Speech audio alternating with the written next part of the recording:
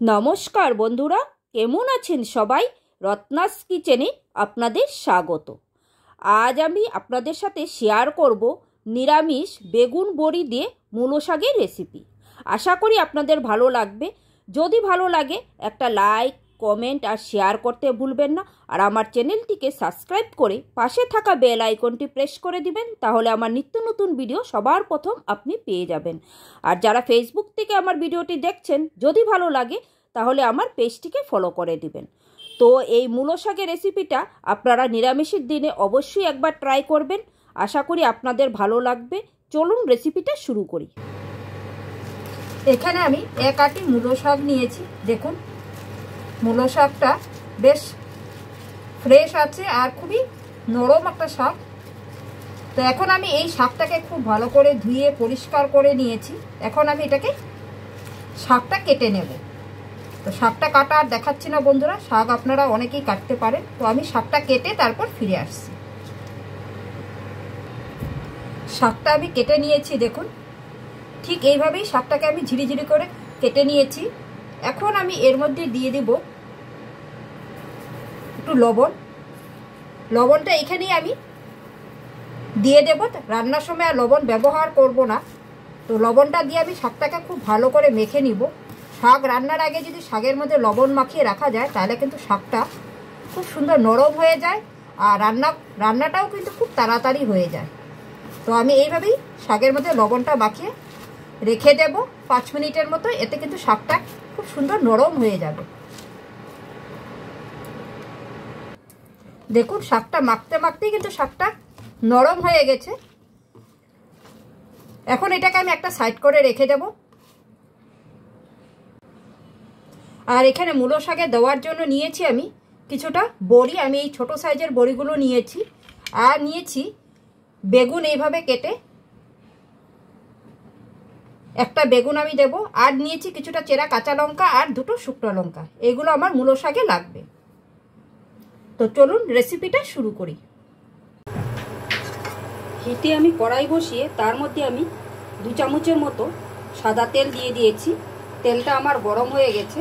এখন আমি এর মধ্যে দিয়ে দেব প্রথমে বড়িগুলো ভেজে নেব। এই কড়াইটাতে আমি আগে বেগুন ভাজা করেছি বন্ধুরা, তাই একটু কালো কালো দেখাচ্ছে। তো আমি ওই কড়াইয়ের মধ্যেই কিন্তু এই শাকটা রান্না করছি, এই বেগুন ভাজার যে তেল ছিল সেই তেলের মধ্যে। তো এখন আমি বড়িটা প্রথমে ভেজে নেব।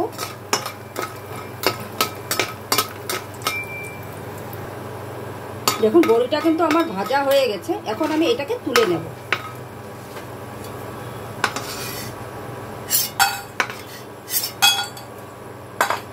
এখন আমি এই একই তেলের মধ্যে বেগুনটাকেও ভেজে নেব।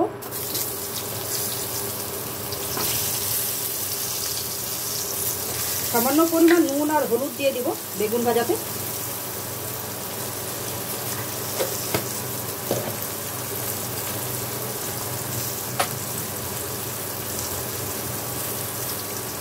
এখন বেগুনটাকে কিন্তু আমি এইভাবেই হাই হিটেই ভেজে নেব, কারণ বেগুনটা কিন্তু কম আঁচে ভাজলে বেগুনটা বেশি নরম হয়ে যাবে আর গলে যাবে। এই বেগুনটা কিন্তু ভাজার সময় বেগুনটাকে গলানো যাবে না, বেগুনটা গোটা গোটাই থাকবে, কিন্তু আবার সুন্দর ভাজা হয়ে যাবে।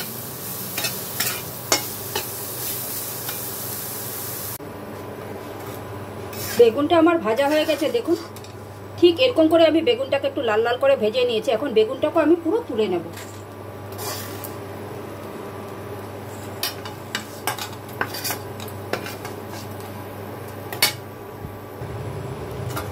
বেগুনটা তোলা হয়ে গেছে। এখন আমি ওই একই তেলের মধ্যে দিয়ে দিব কিছুটা কালো জিরা ফোড়ন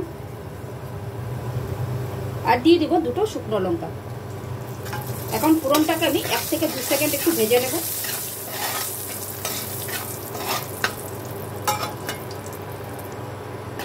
ফোড়নটা আমি 2 সেকেন্ডের মতো ভেজে নিয়েছি। ফোড়ন থেকে সুন্দর গন্ধ বেরিয়ে গেছে। এখন আমি দিয়ে দিব আগের থেকে যে মূলোটাকে লবণ মাখিয়ে রেখেছিলাম, মূলো শাকটাকে, সেটা আমি এখন দিয়ে দেবো।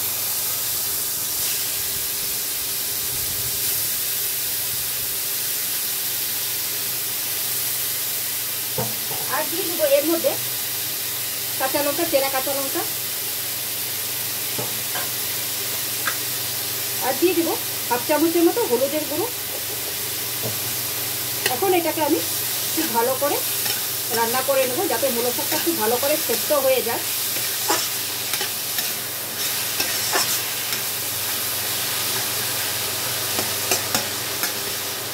এখন আমি একটা ঢাকা চাপা দিয়ে দিব, যাতে শাকটা ভালো করে সেদ্ধ হয়ে যায়। এখন আমি 5 মিনিটের জন্য একটা ঢাকা চাপা দিয়ে দিলাম। 5 মিনিট পর ফিরে আসছি। 5 মিনিট হয়ে গেছে, ঢাকাটা আমি তুলে দিচ্ছি। দেখুন শাকের জলটা কিন্তু পুরো টেনে গেছে। এখন আমি এর মধ্যে দিয়ে দিব ভেজে রাখা বেগুন আর বড়িটা।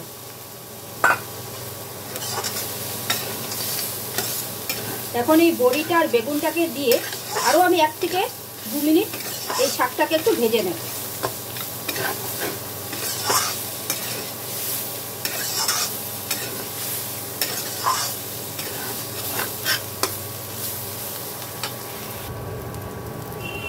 আমি 2-3 মিনিট এই শাকটাকে বেগুন আলুর সাথে খুব ভালো করে ভেজে নিয়েছি। দেখুন, তো আমার এই মূলো শাকটা তৈরি হয়ে গেছে। তো বন্ধুরা, আজকের এই মূলো শাকের রেসিপি আপনাদের কেমন লাগলো অবশ্যই আমাকে কমেন্ট করে জানাবেন। তো নিরামিষ বেগুন বড়ি দিয়ে এই মূলো শাক একদিন অবশ্যই আপনারা ট্রাই করবেন, আশা করি আপনাদের ভালো লাগবে। তো আজকের এই ভিডিওটা আমি এখানেই শেষ করছি। আপনারা সকলেই সুস্থ থাকবেন, ভালো থাকবেন। আবার একটা নতুন রেসিপি নিয়ে আপনাদের সাথে আমার দেখা হবে। Thank you.